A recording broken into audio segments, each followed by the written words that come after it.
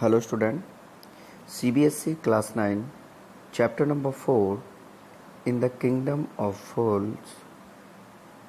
This is a Kannada folk tales written by A.K. Ramanujan. So in this chapter we shall read about the folk tales Kannada. So let's start. In the kingdom of fools means मूर्खों का साम्राज्य. It is believed that fools are so dangerous that only very wise people can manage them. Who are the foolish in this story? What happens to them? So it is believed that you know very well कि जो fools होते हैं वो बहुत ज़्यादा dangerous होते हैं और ये बात सिर्फ वाइज पीपल ही जानते हैं या वो मैनेज करते हैं उनको पहचानने में. So who are the fools in this story? So which chapter we are reading? Who is foolish in this story? When we read, find out. Okay, so let's start.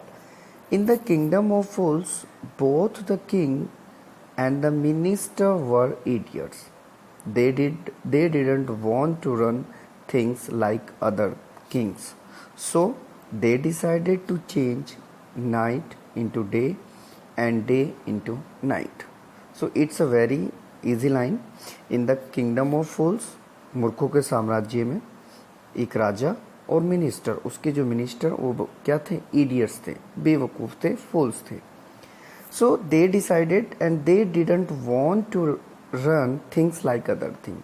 और वो ये चीज़ नहीं चाहते थे कि जो दूसरे राजा होते हैं उन राजा के जो किंगडम होता है उसके साम्राज्य की जो चीज़ें चलती रहती हैं प्रॉपर वे से, ऐसे वो नहीं चाहते थे कि उनकी तरह उनका भी साम्राज्य चले.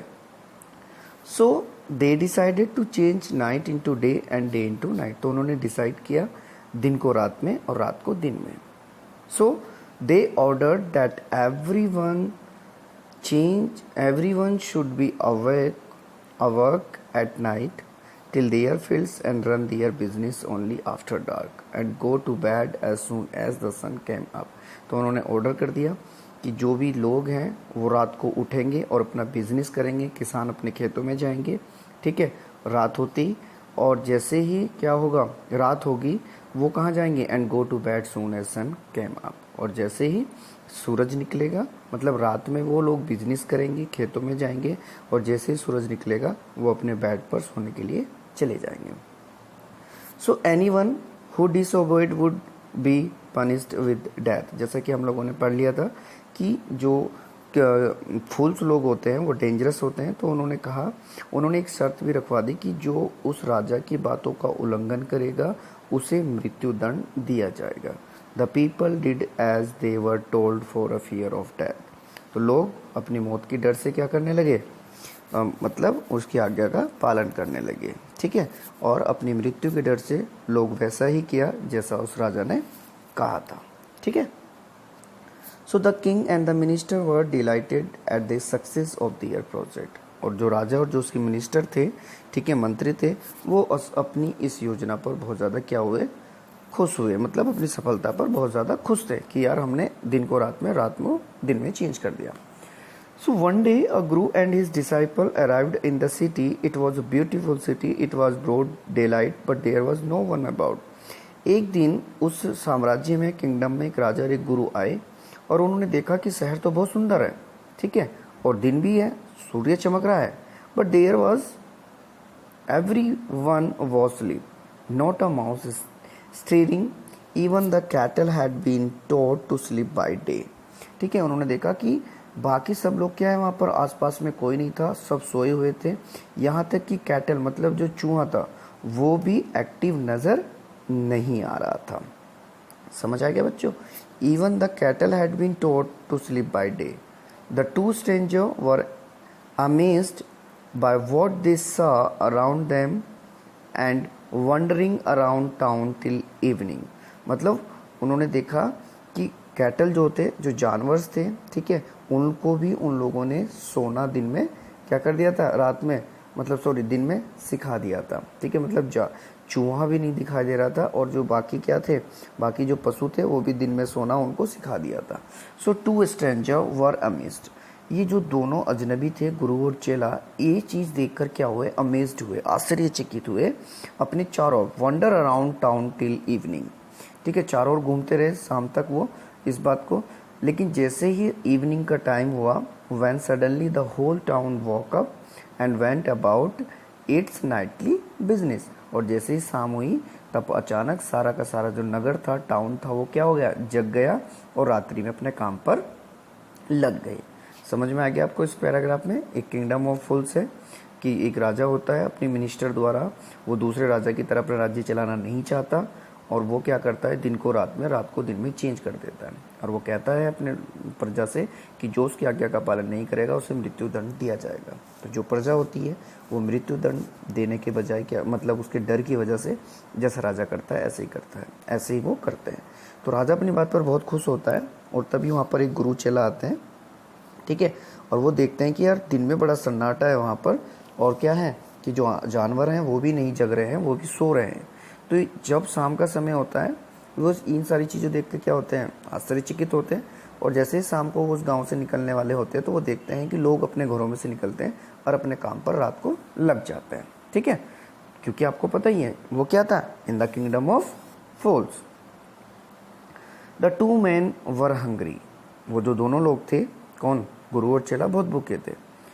सो now that the shop were open, अब दुकानें खुल गई थी। They want to buy some groceries, वो कुछ खरीदना चाहते थे, खाने का पदार्थ। And to their astonishment they found that everything cost the same a single डड्डू, तो उन्होंने देखा कि उन्हें बड़ा आश्चर्य हुआ कि जो प्रत्येक हर एक जो चीज़ थी वो कितने रुपए की थी, 1 टका थी, 1 डड्डू थी।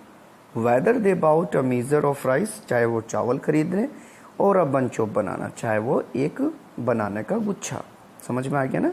मतलब ये है कि जैसे दुकानें खुली तो उन्होंने, भूख लगी थी, उन्होंने कुछ खरीदना चाहा, तो जैसे वो दुकान पर पहुंचे तो बड़े ही आश्चर्यचकित हुए कि यार यहाँ तो सारी चीज़ें क्या हैं, 1 टका में मिलती है। चाहे आप राइस ले लो जो कि मीज़र में होता है, किलो में होता है, चाहे आप बनाने का एक गुच्छा ले लो।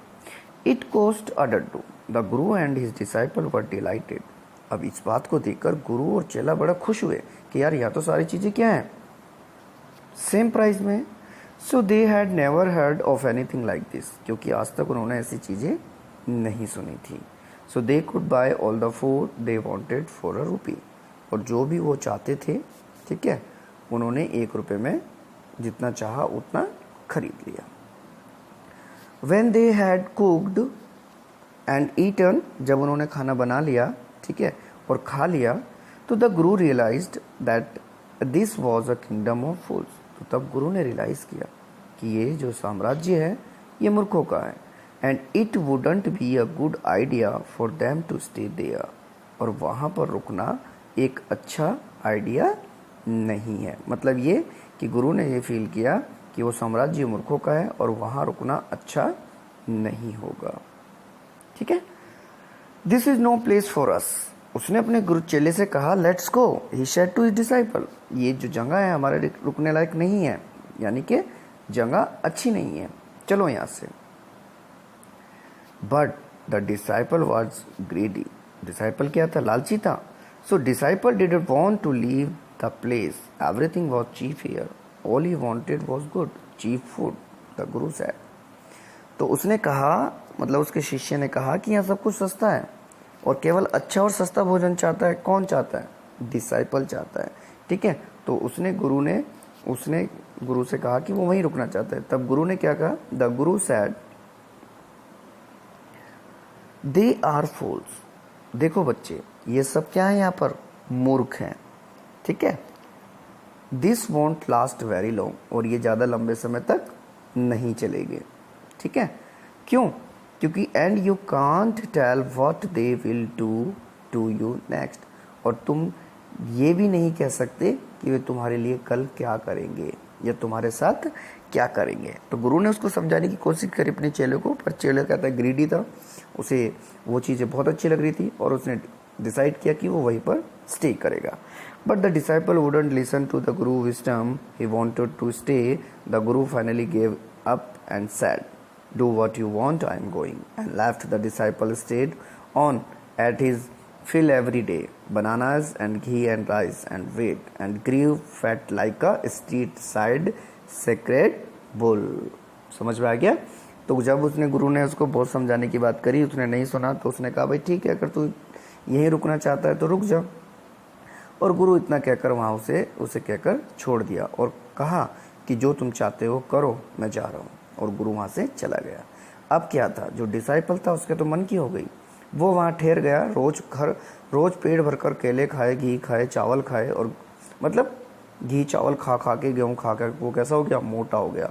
और ऐसा हो गया जैसे गलियों में किसी ने सांड को छोड़ दिया हो, क्योंकि उसको क्या था, चीप मिल रहा था, सस्ता मिल रहा था। अब देखो कहानी एक्चुअली स्टार्ट अप होती है। One bright day a thief broke into a rich merchants house. He had made a hole in the wall and sneaked in, and he was crying out his loot.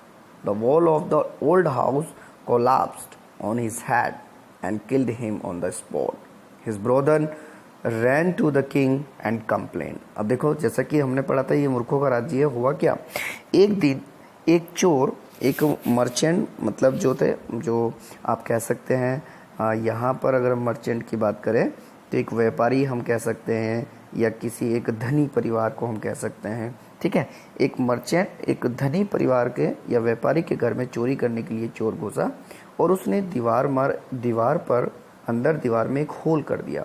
मतलब होता है बच्चों, जैसे हमारा कोई room होता है और उसमें कहीं सामान रखा रहता है, तो पीछे की दीवार में होल करके आदमी क्या हो जाते हैं, घुस जाते हैं। ठीक है, वैसे तो क्या बोलते हैं उसको, पुरानी जो एक क्या होती है, एक हम कहें तो, मुझे याद नहीं आ रहा वर्ड, मतलब ये कि कुंडल कहते हैं इसी को ना, कि किसी का क्या आता है, घर में चोरी करना चुपके से।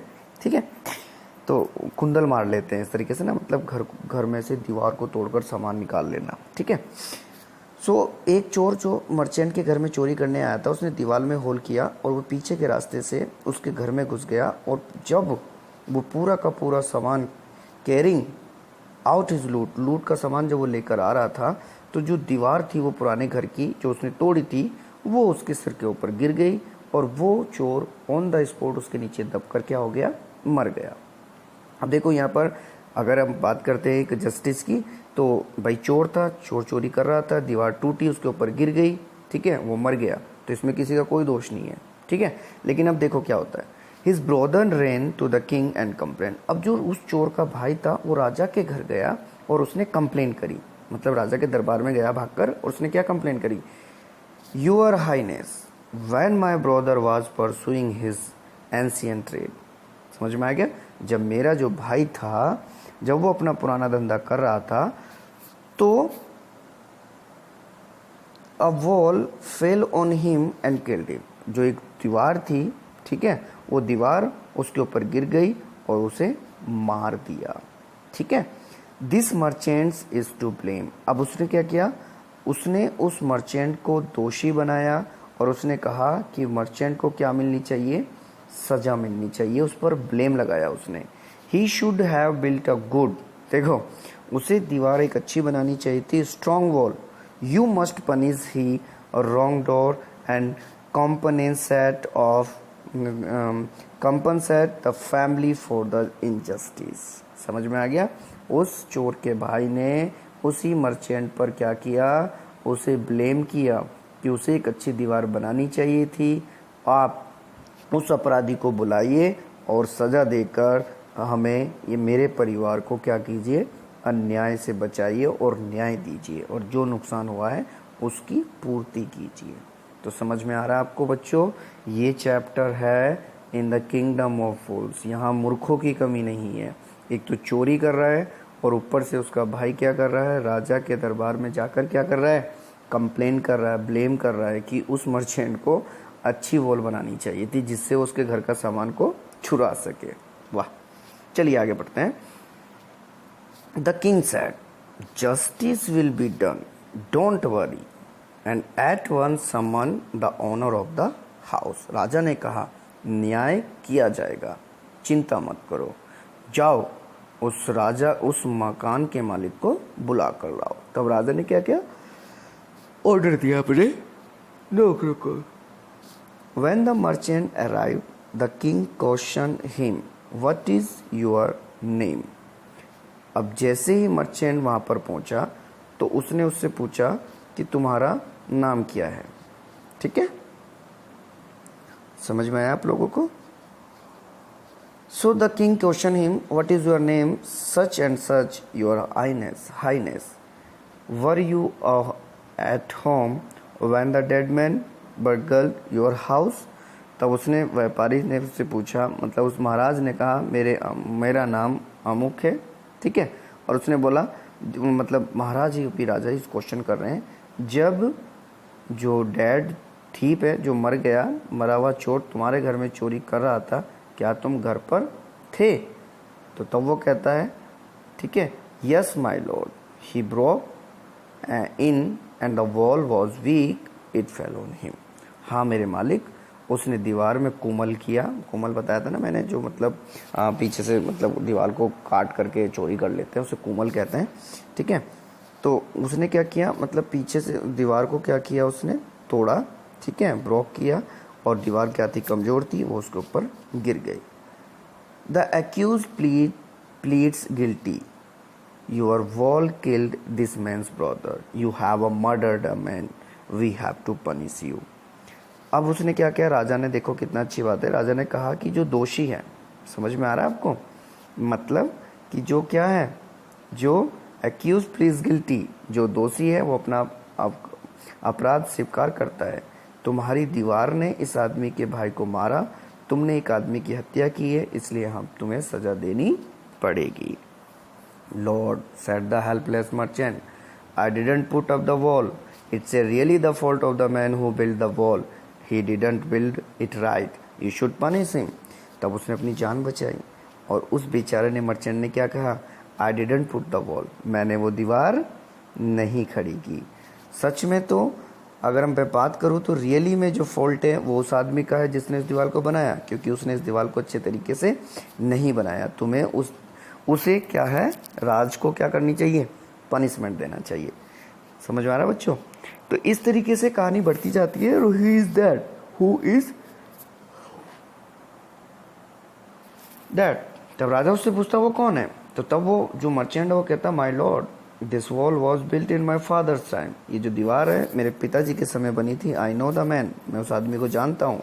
"और he is an old man now, he lives near by." वो बूढ़ा हो गया और पास में ही रहता है। The king sent off messenger to bring in bricklayer who had built the wall. They brought him tied and food.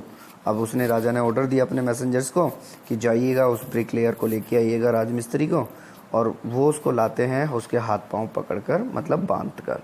समझ में आ गया? उस जो क्या नाम है उसका, राज को हाथ पैर बांध कर क्या है, उसे राजा के सामने क्या करते हैं वो, ठीक है, बांध कर लाते हैं। "Then you there, did you build this man's wall in his father time?" तब वो राजा उससे पूछता है, अच्छा तुम हो, क्या तुमने इस आदमी की दीवार इसके पिता के टाइम पर बनाई थी? तब वो बेचारा जो राज था, ब्रिकलेयर, वो क्या कहता है, "yes my Lord, I did." "Yes my Lord, मैंने बनाई थी." "What kind of a wall is this that you built? It has fallen a poor man and killed him. You have murdered him. We have to punish you by death." तो वो उसको भी same यही बात कहता है कि तुमने कैसी दीवार बनाई। उसने एक गरीब व्यक्ति की जान ले ली, वो उसके ऊपर गिर गई, ठीक है, और वो उसमें दबकर मर गया। जिसके से किया होता है कि तुमने उस आदमी का मर्डर किया है, so we have to punish you by death, ठीक है, और उसके बदले मैं तुम्हें क्या कर दूंगा, पनिशमेंट, मृत्युदंड देता हूं। ठीक है, समझ आ गया? So before the king could order the execution, इससे पहले कि राजा, ठीक है, इससे पहले कि राजा क्या करेगा, इससे पहले कि राजा अपना हुक्म सुनाए, या ठीक है, एग्जीक्यूशन मतलब उसे मृत्युदंड दे, ठीक है, उससे पहले ही द पुअर ब्रिकलेयर प्लेडेड, जो पुअर ब्रिकलेयर था वो गरीब राज जो था विनती करने लगा, please listen to me before you give your order, अपने ऑर्डर देने से पहले राजा प्लीज मेरी बात सुनिए, इट इज ट्रू, ये बात सही है, I build this wall and it was not good, ये बात सही है कि वो दीवार मैंने बनाई थी और वो अच्छी नहीं बनी, but that was because my mind was not on it, लेकिन उस टाइम ये उसने अपनी गलती तो मानी, पर उसने ये भी बताया कि उसका कारण ये था कि मेरा मन उसमें नहीं लगा। समझ में आ रहा है? मतलब उसने कहा कि मेरा जो माइंड था वो अपने काम पर नहीं था, इसलिए अच्छी दीवार नहीं बन पाई। क्यों नहीं था वो बताता है, आई रिमेंबर वेरी वेल, मुझे अच्छे से याद है, अ dancing girl who was going up and down, एक डांसिंग जो गर्ल थी, ठीक है, वो उस गली से क्या कर रही थी, that street all day with her anklets jingling and I couldn't keep my eyes और my mind on the wall I was building, you must get the dancing girl, I know where she lives. तब उसने कहा कि एक dancing girl की वजह से जो उस गली में क्या कर रही थी, अप एंड डाउन चक्कर लगा रही थी, उसकी जो घुंघरों की आवाज़ थी, उसकी वजह से मैं अपने माइंड और अपनी आंखें कॉन्सेंट्रेट नहीं रख सका दीवार पर, जिसकी वजह से एक गंदी दीवार का क्या हुआ, निर्माण हुआ, और वो ऐसी दीवार हो गई कि बाद में वो जल्दी गिर गई और जिससे एक व्यक्ति की क्या हो गई, मौत हो गई। तब वो कहता है कि तुम्हें उस डांसिंग गर्ल को लाना चाहिए, क्योंकि उसमें उसकी भी गलती है, अगर वो बार बार उस गली से चक्कर नहीं काटती तो शायद मैं एक अच्छी दीवार का निर्माण कर देता। और तब उसने बताया कि मैं जानता हूँ, I know where she lives, वो कहाँ रहती है, उसने ये भी बताया। अब जो राजा था उसने उसकी बात सुनी, राजा ने कहा यार बात तो सही कर रहा है। तब उसने कहा यू आर राइट, तुम सही कह रहे हो, ठीक है, द केस डिपेंड्स, तुम सही कह रहे हो, मामला जो है बहुत गंभीर होता जा रहा है, so we must look into it, हमें इसे अच्छे से करना चाहिए, it is not easy to जज such a complicated case, let's get the dancer wherever she is. तब उसने कहा कि हमें इसकी अच्छे से जांच पड़ताल करनी चाहिए, ऐसे जटिल मामलों का निर्णय देना आसान नहीं है, चलो जाओ नर्तकी को बुलाओ, चाहे वो कहाँ भी रहती हो। The dancing girl, now an old women, came trembling to the court. अब क्या हुआ, जो मैसेंजर्स थे वो उसे भी लेने गए, और तब जो डांसिंग जो औरत थी वो अब बूढ़ी हो गई है और कांपते हुए उसके दरबार में आती है। So did you walk up and down that street many years ago while this poor man was building a wall, did you see him. तब राजा उससे क्वेश्चन करता है, क्या जब ये गरीब आदमी दीवार बना रहा था तुम बहुत कई साल पहले उस गली में आया जाया करती थी, क्या तुमने उसे देखा था। Yes my lord, I remember it very well. तब उसने कहा यस मेरे मालिक, मैं अच्छी तरह से याद है। So you did walk up and down with your anklets jingling, you were young and you distracted him, so he build a bad wall. तब उसने कहा कि तुम्हारे घुंघरू, तुम क्या करते, अपने घुंघरू बजाते हुए उस गली से आती जा रही थी, और उसकी वजह से इस युवा ने तुम्हारी तरफ ध्यान दिया, मतलब ये कि अपने काम पर से ध्यान हटाया, और जिसकी वजह से उसने एक खराब दीवार बना दी। ठीक है, समझ आ रहा है आपको। और जब उसने खराब दीवार बना दी तो it has fallen on a poor burglar and killed him, you have killed an innocent man, you will have to be punished. और जिसकी वजह से क्या हुआ, एक गरीब चोर पर गिर गई, उसको तुमने मार दिया, एक निर्दोष व्यक्ति को मारा है, इसलिए तुम्हें सजा देनी पड़ेगी।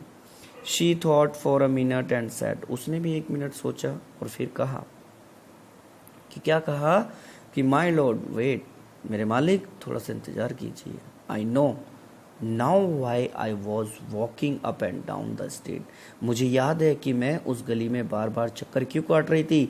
आई had given some gold to the goldsmith to make some jewellery for me, मैंने उस गली में एक सुनार को, जो सुनार था उसे कुछ सोना दिया था अपनी ज्वेलरी बनाने के लिए, but he was so lazy scoundrel he made so many excuses, और वो जो था वो क्या था, एक बहुत ही क्या था, सुस्त बदमाश था, उसने बहुत बहाने बनाए, ठीक है, and said he would give it now and he would give it then and so on all day. तो वो कहता था कि अभी थोड़ी देर में देगा और उसने ऐसा करते करते पूरा दिन ऐसा करता रहा और मैं उस गली के चक्कर लगाती रही।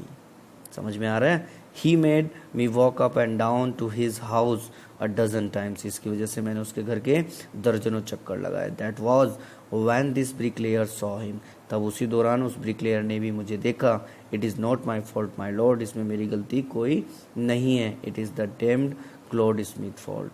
दम गोल्ड स्मिथ फॉल्ट। तब उसने कहा ये सारी की सारी गलती किसकी है? उस सुनार की है, ठीक है, जिसने मुझे इतने चक्कर लगाए। Poor things is absolutely right. उस गरीब औरत की बात सुनकर राजा ने सोचा कि यार बिल्कुल सही बात कह रही है, क्योंकि the king weighing the evidence we have got the real culprit at last at the goldsmith where he is hiding at once. तब राजा ने कहा बात इसकी सही है, वो अपराधी कहाँ है? मतलब उसने बताया कि हमें फाइनली वो जो कुलप्रीट था वो मिल गया, सुनार था। उस सुनार को बुलाओ जहां भी छिपा, एकदम जल्दी बुलाओ। The Kings believed searched for the goldsmith who was hiding in a corner of his shop. When he heard the accusation against him, he had his own story to tell. ठीक है, राजा ने बेलिफ जो थे सुनार की खोजबीन कराई अपने चौफर से, नौकर से, और जहाँ पर वो क्या था, एक दुकान में छिपा, एक कोने में छिपा हुआ था। और उसके जब उसने सुना कि मेरे विरुद्ध क्या एक इल्ज़ाम है, तो उसने भी अपनी कहानी सुनानी पड़ी। मतलब समझो कि राजा के पास वो भी आ गया और उसने सुना कि यार उस पर तो इल्ज़ाम लग रहा है, तब उसने भी एक कहानी सुनाई। उसने क्या कहा कि my lord, he said, I am a poor goldsmith. It is true I made his this dancer come many times to my door. Yes मालिक, मैं एक गरीब क्या हूँ, गोल्ड स्मिथ हूँ, सुनार हूँ, और ये बात सही है कि मैंने इस डांसर को कई चक्कर अपने दरवाजे पर लगाए। आई गिव हर एक्सक्यूज़, मैंने उसे बहुत सारे एक्सक्यूज़ दिए। Because I couldn't finish making her jewellery before I finish the rich merchant order. क्योंकि मैं एक मर्चेंट जो था, एक जो व्यापारी था, उसका ऑर्डर इस लेडी से पहले करना चाहता था। क्यों? क्योंकि they had a wedding coming, क्योंकि उनके घर में क्या थी, शादी थी। किसके? मर्चेंट के। एंड दे वुडंट वेट, तुम्हें पता है वो इंतजार नहीं करते। You know how impatience rich man are. Sir आप जानती हैं कि जो रिच मैन होते हैं उन्हें पैशंस नहीं होता है। इसलिए मैंने इस लेडी को बार बार बहाना मारता रहा, क्योंकि मैं उस जो मर्चेंट था जिसके घर में शादी थी उसे वो सोना देना चाह रहा था। ठीक। Who is the rich merchant who kept you from finishing this poor woman's jewelry, made her walk up and down, which distracted this bricklayer, which made a mess of his wall, which has now fallen on an innocent man and killed him. Can you name him? तब राजा ने उससे पूछा कि वो जो वह धनी है, व्यापारी कौन था जिसने तुम्हें इस गरीब स्त्री के आभूषण पूरा करने से रोका, उसको आने जाने के लिए भी क्या किया, मजबूर किया। तो जाओ, राजा का ध्यान, मतलब जिसने राज का ध्यान था, वो पूरी स्टोरी बता रहे राजा उसको कि कौन था वो व्यापारी जिसने इस गरीब स्त्री को आभूषण पूरा करने से रोका और इससे कई चक्कर लगवाए, जिससे राज का जो ध्यान था वो इस स्त्री पर गया और दीवार से हट गया और उसने एक बड़ी बेकार दीवार बनाकर खड़ी कर दी, जो कि एक इनोसेंट व्यक्ति के ऊपर गिर गई और उसकी मौत हो गई। क्या तुम उसका नाम बता सकते हो? मतलब राजा अब मर्चेंट का नाम पूछ रहा है।